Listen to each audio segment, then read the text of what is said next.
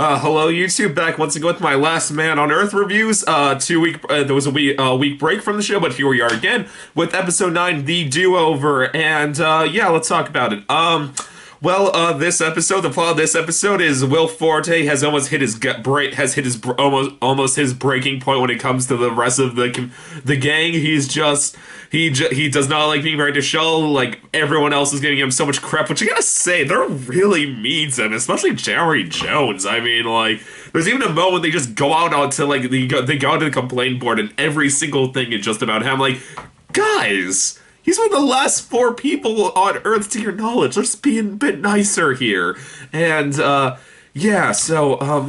anyway, he's almost his breaking point, and then one day, Kristen Schaal sets out to get a thing of groceries, and out of rage, he burns. He gets all of the things she wants, but then burns it, which I thought was a freaking hilarious way to get your paid out. But making that fire, but signaled two other new members of the cast. One being Erica, played by Cleopatra Coleman. I hope I'm saying that right. And another one being Gail, played by Mary Steenburgen. Hope I'm saying that right. And they have the one reaction I'm shocked that basically no one else has had, like, during the show, when it comes to, like, when they first see that there's a person of an opposite sex after being alone for 2 years, which is just like, let's have sex. And but whenever going, no one else was kind of like that. But anyway, but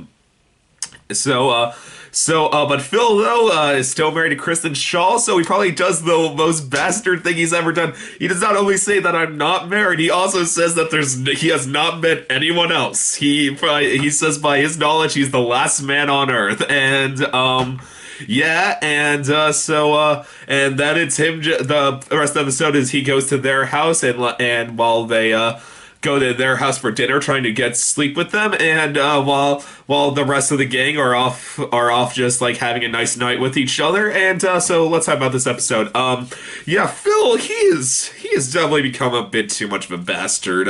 He's definitely, I think this is the lowest of lows he could go by just saying it, like, just saying that there's no one else besides him. Like, he's a bit getting very too unlikable, so that's annoying.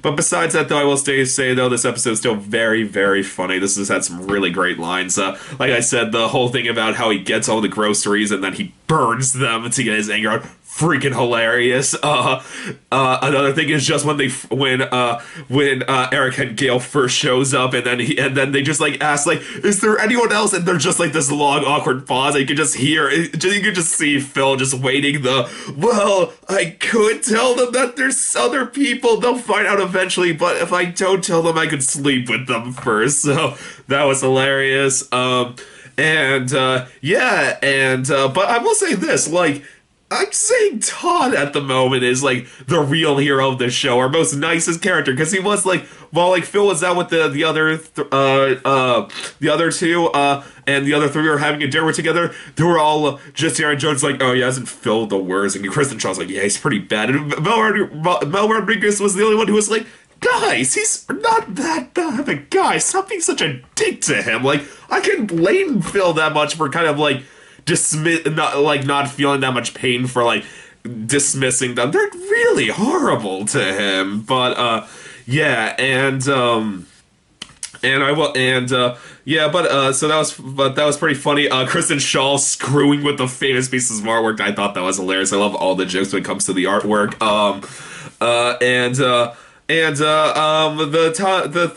dinner party that Phil went to, it wasn't that funny. I was kind of waiting for a bigger joke.